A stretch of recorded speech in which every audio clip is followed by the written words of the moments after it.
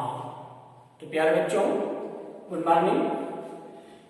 आज के वीडियो में हम अपने हिंदी पाठ्यक्रम के गद्य खंड से नेताजी का चश्मा नामक कहानी पर कुछ प्रकाश डालना चाहते हैं।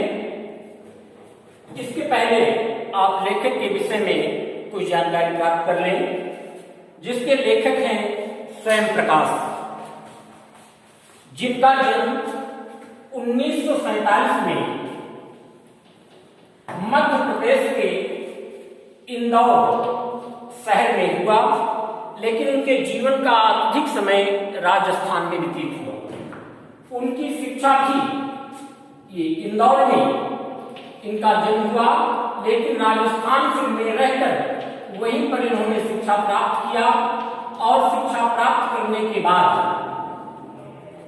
ये मैकेनिकल इंजीनियरिंग की पढ़ाई करके औद्योगिक प्रतिष्ठान में काफी समय इन्होंने राजस्थान में ही व्यतीत किया।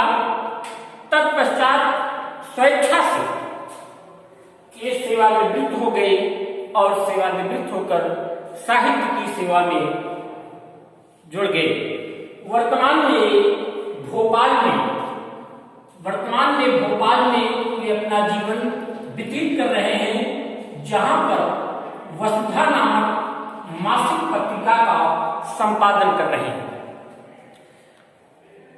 इनकी प्रमुख रचनाएं हैं गद्य में, कहानी संग्रह में है सूरज कब निकलेगा, सूरज कब निकलेगा,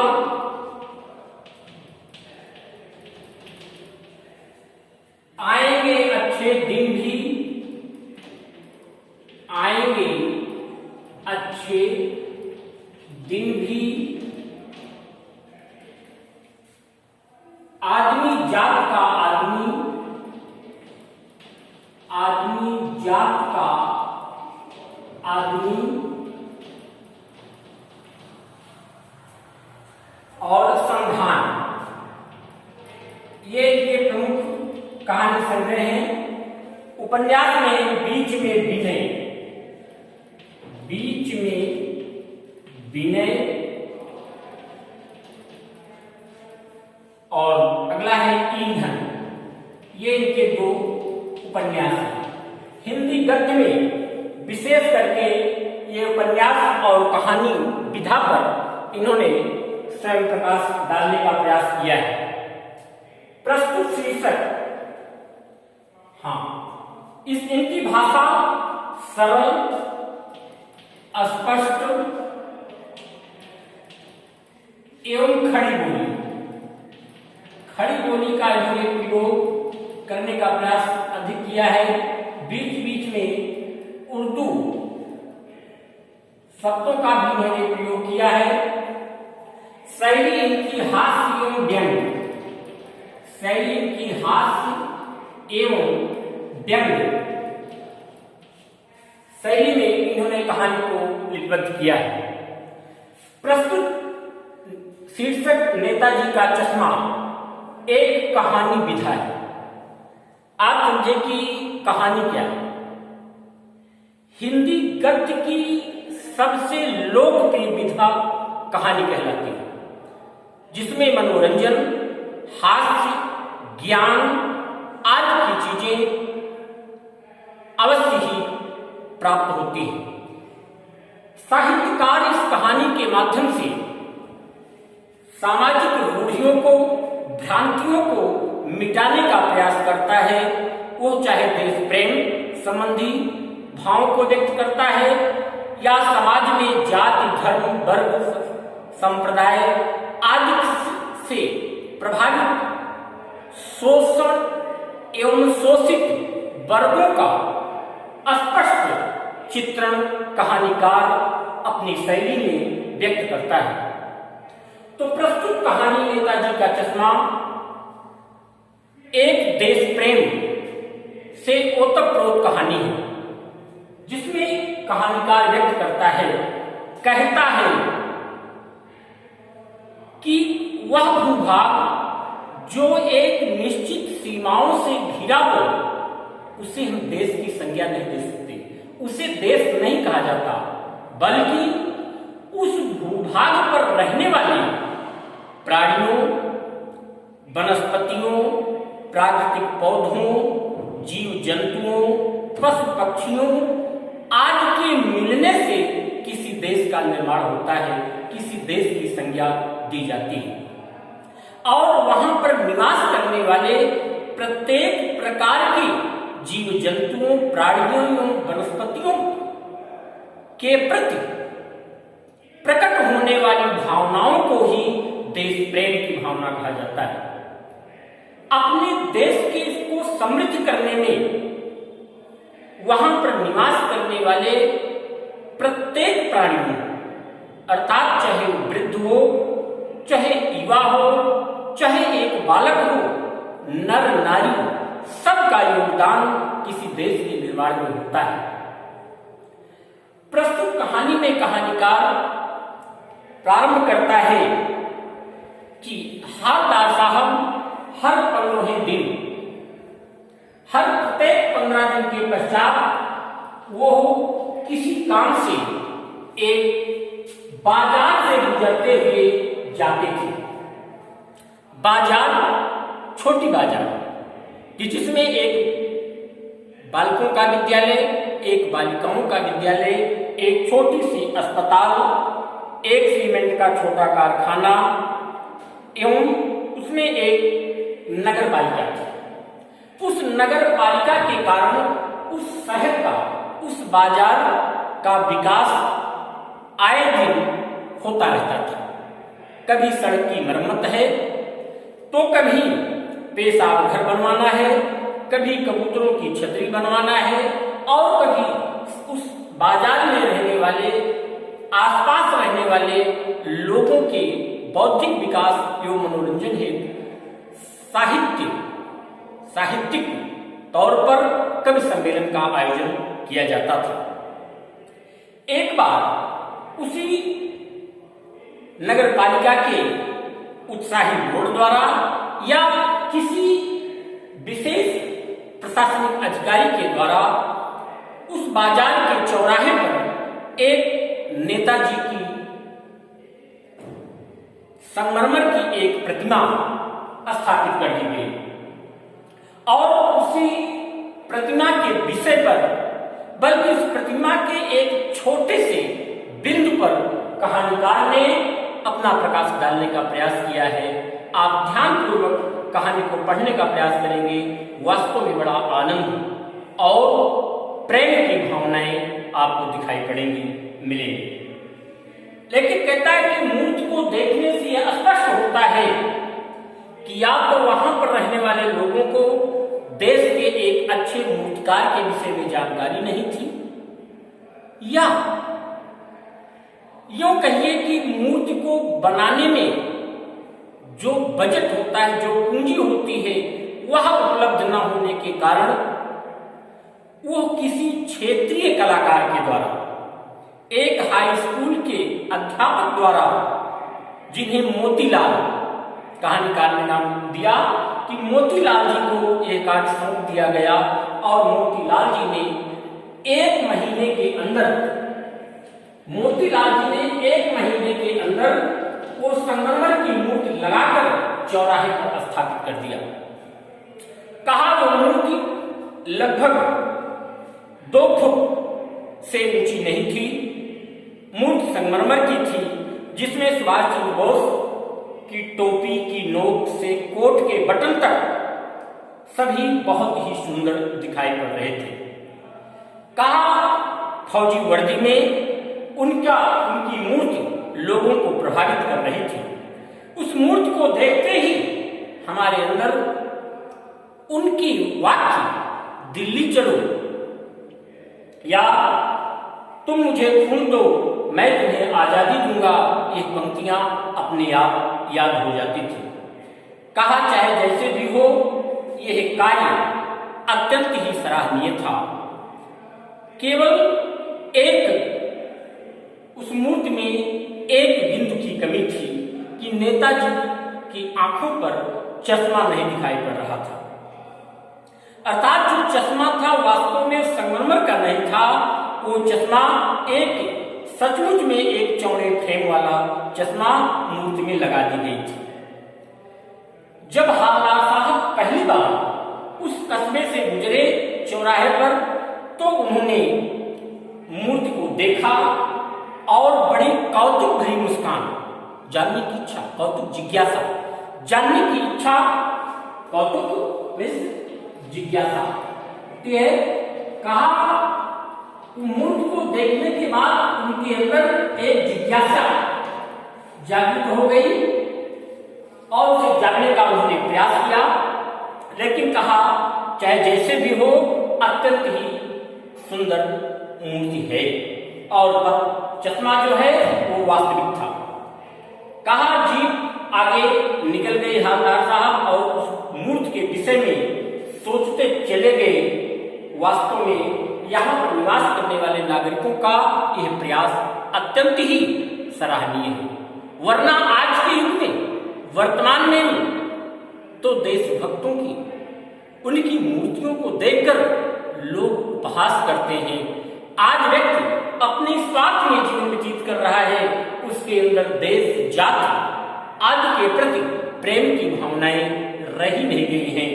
ये बातें सोचते हुए वह आगे चले गए।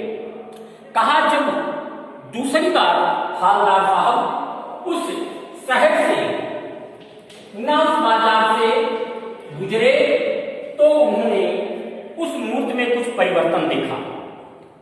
अर्थात कि पहले जो फ्रेम वाला चौकोर चश्मा लगा हुआ था, उसके स्थान पर एक गोल चश्मा पहनाया गया था। कहा जिसे देखकर वो आश्चर्यचकित हो गए कि वाह, अर्थात मूर्ति को तो नहीं बदला जा सकता, उसकी वेशभूषा को संगमरमर के पत्थर से बनी हुई मूर्ति में कोई परिवर्तन नहीं किया जा सकता, लेकिन वास्तव में चश्मे में परिवर्तन लाया जा सकता था। जब तीसरी बार वो गुजरे तो पुनः उसमें फिर से कुछ परिवर्तन दिखाई पड़ा, अर्थात एक तीसरे रंग का चश्मा नेताजी की आंखों पर दिखाई पड़ रहा था। कहा चूंकि हालदार साहब की ये का स्वभाव था कि जब भी इस बाजार से निकलते तो चौराहे पर रुककर पान खाते थे, और उस दिन भी पान खाने के लिए रुके और पान वाले से पूछ लिया कि यह नेताजी का चश्मा कैसे बदल दिया जाता है। पान खाने वाला भी बड़ा खुशमिजाज, प्रसन्नचित्त, प्रफुल्ल मन का व्यक्ति था। वह पहले आंखों में हंसने का प्रयास किया और मुख में खाए हुए पान को नीचे थूककर उसने बताया कि यह कैप्टन चश्मे वाले का, कैप्टन चश्मे वाले की ये विशेषता है कि वो आए दिन चश्मे को बदलता रहता है। कैप्टन चश्मे वाला। हालदार साहब की कुछ समझ में नहीं आया, उन्होंने पूछा क्या, इसका क्या मतलब। इतने में कोई ग्राहक आ गया। एक शब्द आया है गिराक। गिराक का तात्पर्य यहाँ पर ग्राहक से। इतने में ग्राहक आ गया और पान वाले ने ग्राहक को पान देने लगा और इसके अलावा वो बात करने के लिए तैयार न हुआ। हालदार साहब ने पूछा कि क्या चश्मे वाला कोई उसका नाम कैप्टन है या और कुछ है। नेताजी की चश्मे वाली मूर्ति उसे अच्छी लग रही थी, कहा बल्कि उसे आहत कर रही थी। कहा कि मानो नेताजी के को चश्मे ने न लगाने से उन्हें असुविधा हो रही थी। कहा जब कोई ग्राहक आता तो उसे फ्रेम को देखकर उस बदलने का कारण उन्होंने मन में सोचा। लेखक ने, कहानीकार ने, कि हालदार साहब ने सोचा कि या तो कैप्टन चश्मे वाला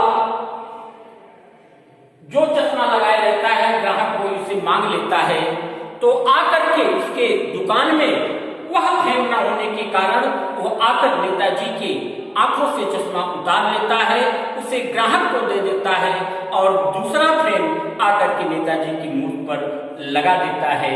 इस तरह मन में सोचते हुए हालदार साहब चले गए, लेकिन उनके मन में एक कुछ बातें खटकती रही। उन्होंने कहा कि हालदार साहब ने पान वाले वाले से पूछा कि नेताजी का ओरिजिनल चश्मा कहाँ गया। उस समय दोपहर का समय था, काफी भीड़ भाड़ थी, जिसके कारण वो पान वाला मुस्कुराया और उसने बोला कि मास्टर बनाना भूल गए। कहा, उसने बताया कि वास्तुकार मास्टर मोतीलाल कस्बे के अध्यापक थे और 1 महीने में वो मूर्ति बना करके प्रदान कर दिया। या तो वो चश्मा बनाते समय संगमरमर का चश्मा टूट गया होगा, या पारदर्शी चश्मा इस पार उस पार दिखाई देने वाला कैसे बनाया जाए ये उन्होंने तय कर नहीं पाया होगा, जिसके कारण उन्होंने अलग से चश्मा लगा दिया। कहा, हवलदार साहब के मन में देशभक्ति के प्रति अत्यंत ही प्रेम की भावना जागृत हुई। उन्होंने मन ही मन उस चश्मे वाले को नमन किया और फिर पान वाले से जाकर पूछा कि क्या कैप्टन चश्मे वाला नेताजी का साथी था या आजाद हिंद फौज का कोई भूतपूर्व सिपाही।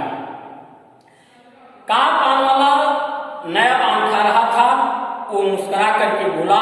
इतने में वो दिखाई पड़ गया। उन्होंने कहा कि वो लंगड़ा क्या फौज में जाएगा, पागल है पागल, देखो आ रहा है। और कहा, पान वाले की मुखारबिन से इस देशभक्त के विषय में ऐसी बातें सुन करके हवलदार साहब का हृदय अत्यंत ही विदीर्ण हो गया। उनको उसका मजाक उड़ाना, उसका उपहास करना हवलदार साहब को अच्छा नहीं लगा और वो ध्यानपूर्वक उस व्यक्ति को देखने लगे जिसकी जो सिर पर गांधी टोपी और आंखों पर एक काला चश्मा लगाए हुए, एक छोटी सी संदूक हाथ में लिए हुए, एक बांस पर कुछ चश्मे टांगे हुए इधर से उधर फेरी लगा रहा था। अर्थात वो कैप्टन जो था वो फेरी वाला था, वो चश्मे को घूम घूम कर बेचता था, कोई उसकी अस्थायी दुकान भी नहीं थी। और यही उसका वास्तविक नाम था, जिसके कारण ड्राइवर भी काफी बेचैन हो रहा था डॉक्टर साहब का। बैठ करके हवलदार साहब उस दिन चले गए। कहा, 2 वर्ष तक हवलदार साहब उस कस्बे से, उस बाजार से गुजरते रहे और चश्मा को देखते रहे। कभी लाल, कभी चौकोर, कभी काला, कभी धूप का चश्मा, कभी बड़े कांच वाला चश्मा, अनेक प्रकार के चश्मों को देखते रहे। और संयोग से चौराहे की दुकानें, एक दिन ऐसा हुआ कि वो जा रहे थे और मूर्ति पर कोई भी चश्मा नहीं था। पान की दुकान भी बंद थी। इस प्रकार वो आगे बढ़ गए। हवलदार साहब पान खाए और पान वाले से पूछा, क्यों भाई आज नेताजी की आंखों पर चश्मा क्यों नहीं है। कहा, पान वाला दुखी होकर बोला कि कैप्टन मर गया, वो समाप्त हो गया। कहा, हवलदार साहब अत्यंत ही दुखी हुए और अपने उस देश प्रेम की भावनाओं से ओतप्रोत उस महान देशभक्त के लिए वे अत्यंत ही हृदय से श्रद्धा सुमन अर्पित किए।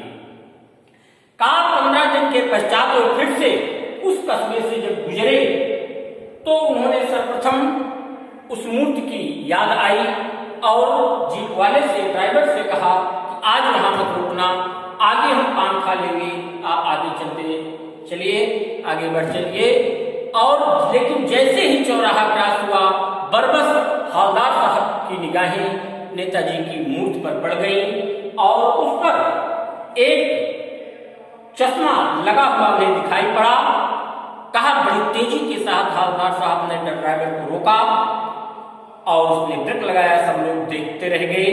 वो दौड़ कर आए और देख मूर्ति के सामने खड़े होकर के, अटेंशन होकर के नमस्कार किया और अंत में देखा कि मूर्ति की आंखों पर सरकंडे से बना हुआ एक चश्मा लगा हुआ था, जिसे किसी बच्चे ने बनाकर पहना दिया, जिसे देखकर हवलदार साहब की आंखों में आंसू आ गए कि आज इस देश की स्थिति क्या है कि आज जो वास्तव में अपने जीवन को अपनी मातृभूमि की रक्षा के लिए, अपने देश की रक्षा के लिए समर्पित कर दे, उसके प्रति आज देश में निवास करने वाले लोगों के हृदय में उपहास की भावनाएं दिखाई पड़ती हैं, उनके प्रति श्रद्धा और प्रेम के भाव नहीं है।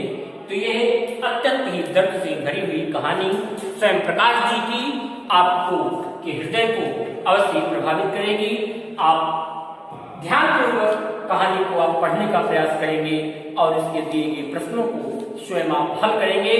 जहां भी जिस पंक्तियों पर, जिन शब्दों पर कोई भी समस्या हो, आप पुनः उसे जानने का प्रयास करेंगे। थैंक यू, धन्यवाद। अगला वीडियो हम अगले माध्यम से भेजेंगे।